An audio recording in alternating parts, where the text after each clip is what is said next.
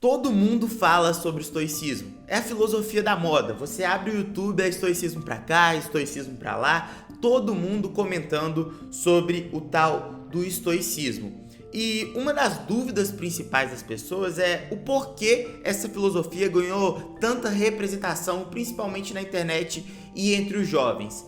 E a verdade é que ela é uma filosofia de vida muito prática, né? Quando você começa a ler sobre estoicismo, Sêneca, Marco Aurélio, etc., você percebe logo de cara o quanto ela pode ser facilmente aplicada na sua vida. Mas o que poucas pessoas te falam são lições de passo a passo para você, de fato, viver uma vida um pouco mais congruente com aquilo que os filósofos estoicos diziam, né? E por mais que seja óbvio a aplicabilidade do estoicismo que a gente vai comentar aqui no decorrer desse vídeo, não é tão óbvio assim você praticar o estoicismo na sua vida. E é basicamente sobre isso que eu vou dissertar, falar com vocês no decorrer desse vídeo aqui, tá bom? Então, sem mais delongas, vamos lá e eu vou te passar 10 regras do estoicismo para de fato mudar a sua vida. Vamos lá. Bom, antes de mais nada, é fundamental a gente falar que Eclesiastes, né? O que é Eclesiastes? É um livro bíblico. A Bíblia nada mais é do que um conjunto de livros, né? E um desses livros se chama Eclesiastes. E ali, para mim, na minha opinião, todo o conhecimento acerca do estoicismo tá ali posto de forma linda, maravilhosa, perfeita. Eu já comentei sobre isso em outros vídeos aqui do canal. Mas o resumo da ópera é o seguinte: não importa o que você faça, vai acontecer merda na sua vida. Saiba disso, né? E como que você vai lidar com essas merdas que vão acontecer na sua trajetória é o que de fato importa. Então essa é a primeira regra do estoicismo para você de fato mudar a sua vida. Saiba que merdas vão acontecer, mas o que interessa é como você lida com isso, com essas pedras no meio do caminho. No caso de Eclesiastes, um livro bíblico, fala: olha, existem muitas coisas que não estão sob seu controle no decorrer da sua vida. Você vai se deparar com diversas situações, muitas situações nas quais você não tem o controle sobre todas as variáveis ali de vários eventos, né? E o que você faz perante a isso? Continue tentando, continue vivendo uma vida digna e, principalmente, acima de tudo, continue vivendo uma vida sendo temente a Deus, acreditando em Deus e acreditando no que Jesus falou, né? Que foi a mensagem de Deus via o seu Filho Jesus.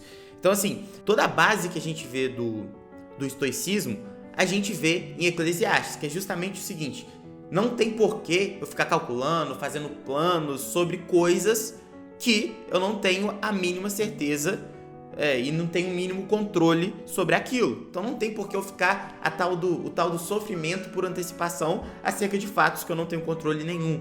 Então isso é muito bem posto em Eclesiastes e é uma das bases principais do estoicismo. E adentrando um pouco mais nisso, a gente tem a segunda regra que eu gostaria de comentar aqui com vocês, que nada mais é do que diferenciar fatores que você não pode controlar e os fatores que você tem um impacto direto acerca deles e das consequências deles. Que é o seguinte: suas decisões agora, você que controla. Você pode continuar assistindo esse vídeo, tentar mudar de vida, melhorar, pegar algum conhecimento aqui que pode ser de fato um game changer na sua vida. Ou você pode simplesmente sair desse vídeo e falar: nossa, que bobeira, eu não aguento mais esse tanto de regra do estoicismo. Já entendi, não liga pra nada, estoicismo.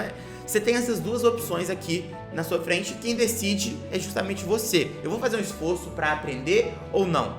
Isso é uma decisão que cabe única e exclusivamente a você, né? Agora, vamos supor que no decorrer desse vídeo você estava gostando muito desse vídeo aqui, estava maravilhoso, aí vai lá, a internet cai. Você tem duas reações perante a esse acontecimento, né? Ou você é um técnico desses que instala a internet e consegue consertar tudo, coisa que é pouco provável, ou você é uma pessoa que trabalha com outra coisa e não tem conhecimento acerca disso. Então, a partir do fato que você sabe que você não consegue consertar aquilo, você tem duas atitudes. Uma, você vai ficar se remoendo: nossa, que absurdo, a operadora de internet falou que nunca mais ia ter problema, não sei o que, ficar xingando, etc. Ou simplesmente ligar e falar: olha, tô com um problema, é isso. Aí os caras vão te falar, não, amanhã a gente vai ir. Aí você vai falar, nossa, eu vou ficar sem internet até amanhã, como é que o tempo vai passar? Não, é um fator que simplesmente não está sob seu alcance. Estava gostando do vídeo? Não interessa, mas a internet acabou, não tem como você continuar assistindo o vídeo, entendeu? Então, assim, a forma com que você lida com as merdas, grandes merdas e pequenas merdas, como por exemplo acabar a internet por um dia, no decorrer da sua vida, é o que de fato vai decidir quem você é, né? O seu caráter acerca de circunstâncias difíceis vai definir, no final das contas, a sua própria trajetória. Não apenas o seu caráter de quem você é, como você lida com esses problemas, mas também o que vai acontecer depois daquilo. As consequências da decisão que você tomou está diretamente ligado com a forma que você lida com os problemas. E aqui, dentro do estoicismo, uma das lições mais aplicáveis é a seguinte: é impossível você controlar a opinião do outro acerca de você. É óbvio que isso não é um aval para você ser um cuzão. Óbvio que não é isso. Mas assim, eu não preciso ficar tentando agradar os outros o tempo inteiro, porque isso, não é certeza que as pessoas vão falar mil maravilhas de mim, não. Acredite em mim, muito pelo contrário. Você fazer tudo pelas pessoas não é garantia de nada que elas vão gostar de você, e muito menos que elas vão falar bem de você, não, tá? E também, você não sabe qual vai ser a opinião de uma pessoa acerca de você. É o fator que não tá sob o seu controle. Logo, não tem por que eu ficar pensando, fulano gosta de mim, ciclano não gosta de mim. Simplesmente não tem porquê. É um fator que você não controla. É óbvio, você vai tratar sempre todo mundo muito bem, mas isso não é garantia de nada. Você faz isso por você, pelo seu caráter, tá?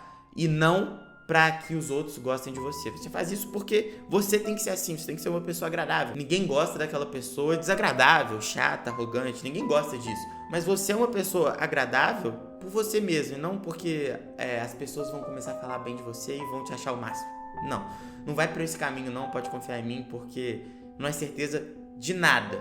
Então essa é uma das principais bases do estoicismo, né? Da opinião alheia, eu acho que tá muito associado aos dias de hoje, é um dos motivos pelos quais essa filosofia tá bombando tanto hoje em dia, né? Em mundo de redes sociais, de editar foto, eu tenho que ter aparência, etc. Ter essa outra visão de que, olha, não importa o que você faça, você nunca vai ter certeza da opinião do outro acerca de você. Porque a opinião do outro é construída cercada de vários fatores, e a grande maioria desses fatores você nem controla. Então eu acho que isso é muito atual, né? E também algo que eu já falei aqui brevemente, mas que é uma regra fundamental e que também é uma das bases do estoicismo, é que o verdadeiro homem se mostra de verdade nos seus problemas. Então a maneira com que você lida com os problemas que com certeza vão surgir na sua vida dizem muito mais a respeito de você do que qualquer outra coisa. A gente só nos conhece, a gente só conhece quem tá do seu lado quando a gente de fato tá passando um problema. Você quer saber se sua mulher te ama mesmo? Passe por um grande problema financeiro. Aí você vai ver se ela gosta mesmo de você, porque são nesses momentos que você vê ali quem é quem, de fato, né? Então, isso também é algo muito citado pelos filósofos históricos. Outra regra nada mais é do que nunca sofra por antecipação. Como Sêneca diz, nós sofremos mais no pensamento do que na própria realidade. E meu amigo, disso ele entende. O homem era cheio de doença, perdeu tudo que ele tinha financeiramente, de bens ali, 2 vezes, e mesmo assim se mostrava tranquilo, porque sabia que o sofrimento é algo inevitável na vida. E aí, a gente pode também falar daqui, eu já brinquei aqui nesse canal, que é o canal do Jordan Peterson, porque eu estou sempre falando do Jordan Peterson, mas ele fala, né, life is suffering, no sentido de que não tem como você viver sem sofrer, é uma coisa inerente à vida, o sofrimento é algo inerente à vida. Quem aborda muito isso nas suas novelas é o Dostoiévski, que está sempre falando sobre isso, traz personagens antagônicos, relata de maneira explícita o sofrimento, de maneira linda, né? Assim, de uma profundidade incrível, o sofrimento com que os seus personagens passam. E a vida, sem dúvida nenhuma, é sobre sofrimento. E você saber lidar com ele é muito importante. Uma das melhores maneiras de você lidar com o sofrimento é não sofrer desnecessariamente. Deixe pra sofrer quando você realmente tem um motivo de verdade, né? Sofra pelo que você deve sofrer, mas não por algo que pode acontecer. Nossa, se isso acontecer vai ser terrível, vai ser uma tristeza danada. Calma, mas não aconteceu, aí você tá sofrendo por antecipação. E de sofrimento já basta o que de fato acontece com a gente. Você não precisa sofrer mais na sua imaginação. E como o Sêneca diz, às vezes a gente sofre mais no decorrer da nossa vida com o que poderia ter acontecido do que com o que de fato aconteceu. E também, dentro disso, é importante a gente falar que um cara que realmente acredita no estoicismo, e não só nessa ideia mainstream que a gente tem hoje, é uma pessoa que não foge de desafios. Porque, segundo vários filósofos históricos, na verdade, a gente pode aqui falar até Sêneca, Marco Aurélio nos seus diários, que não é um filósofo propriamente dito, mas Marco Aurélio fala muito disso, que o desafio forja o homem, né? Eu não sei se tem essa frase propriamente dita, mas a gente pode falar isso das obras dele, né? Que é o seguinte: o estoicismo, diferentemente do que muitos acham, não é sobre você fazer o que gosta e tô nem ligando pra ninguém, né? Não é muito bem por aí, não. É fazer algo com sentido e, convenhamos, na maioria das vezes, na grande maioria das vezes, isso é totalmente diferente de fazer o que gosta. O que eu gosto de fazer? Eu gosto de jogar videogame, por exemplo. Eu não gosto pessoalmente, mas assim, vamos supor que eu gosto de jogar videogame. Eu não vou ficar jogando videogame o dia inteiro, tá? É o famoso sentimento no final da vida. Qual que deve ser o sentimento no final da sua vida? Se eu passar a vida inteira jogando videogame, eu acho que eu não vou ter conseguido conquistar algo que eu me orgulho nos meus últimos dias de vida. Então, por isso que você tem que fazer algo com sentido verdadeiro. Igual, por exemplo, porque eu gravo vídeos pro YouTube, às vezes falando sobre essas coisas aqui, porque eu realmente tenho interesse nesse canal aqui especificamente de ajudar alguém. Se alguém ver meus vídeos, ver esse vídeo, continuar acompanhando aqui e realmente eu acrescentar algo na vida daquela pessoa, é um propósito grande, viu, meu amigo? Quando você parar pra pensar, quem de fato ajuda outras pessoas a irem por um caminho melhor na vida delas? Quem de fato agrega conhecimento na vida das outras pessoas? Quem de fato aponta erros que elas já tiveram ou têm para os outros também perceberem isso na vida delas, né? Então, isso é algo repleto de sentido e, eventualmente, você pode ganhar sua vida com isso, ganhar dinheiro produzindo vídeos, por exemplo. Você pode fazer isso. Então, assim, é possível mesclar sentido com o seu trabalho, né? Inclusive, vai além do ponto de vista do estoicismo, né? O seu trabalho tem que ter um sentido e muitas das vezes não é fácil você fazer isso. Por isso que eu falei, é totalmente diferente de fazer o que gosta. Depois desse vídeo aqui eu tenho que editar, tenho que fazer não sei o que, tem um processo, de todas as partes do processo, o que mais me encanta é o sentido, né? Todo o resto você fala assim, não gosto tanto. Então é diferente de fazer o que gosta. Então, não fuja dos desafios, procure o sentido e siga em busca disso, conciliando, obviamente, com algo que te dê um retorno para você sobreviver, obviamente. E o tempo é algo que é muito debatido, né? Quando a gente fala de estoicismo. Sêneca também fala sobre essa questão sobre a brevidade da vida, né? Ali no próprio título já tem um quê muito grande de tempo, né? Do fator temporal, dessa discussão temporal. E um relato que é muito comum, e desde a Grécia Antiga até os dias de hoje, é como a vida está passando rápido, né? E dentro disso, existe uma pontuação muito importante. Pare de gastar tempo com quem não gasta tempo com você. E aí você vai falar assim, nossa, mas isso aí é muito egoísta, né? E, mais ou menos, isso é algo interessante, né? Você tem que ser grato e você também tem que acolher quem pode acrescentar, de fato, conhecimento e paz para sua vida. Mas você também tem que ser resistente para não cair no papo de quem só quer se aproveitar de você.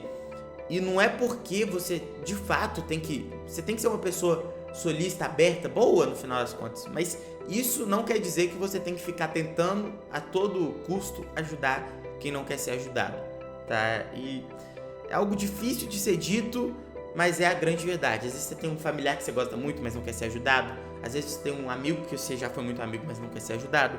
Você ficar constantemente gastando tempo com essas pessoas, no final das contas, vai gastar o seu tempo e não vai ter resultado nenhum. Você vai estar fugindo do seu sentido, porque você está batendo um martelo ali numa pedra que simplesmente não quebra. Você está tentando construir, colocar um tijolo em cima do outro, mas ele tá sempre caindo. Então você tá indo para um caminho que você tá perdendo tempo. E isso é algo que um estoico não pode admitir. Você tem que estar construindo algo no decorrer da sua vida que de fato tenha algum sentido superior.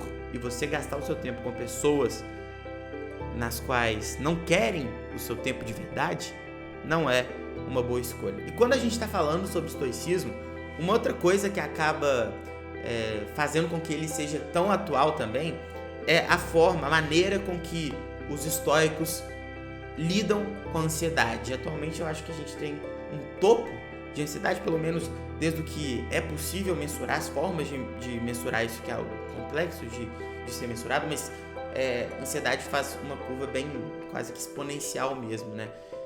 Ou pelo menos o número de pessoas que falam que sofrem de ansiedade. E o estoicismo tem maneiras interessantes de lidar com a ansiedade. Já falei algumas delas para vocês, mas pensa assim, se você tá ansioso, no final das contas isso é uma vertente até muito discutida do ponto de vista psicológico, né? Que a ansiedade nada mais é do que, em última instância, o medo da morte.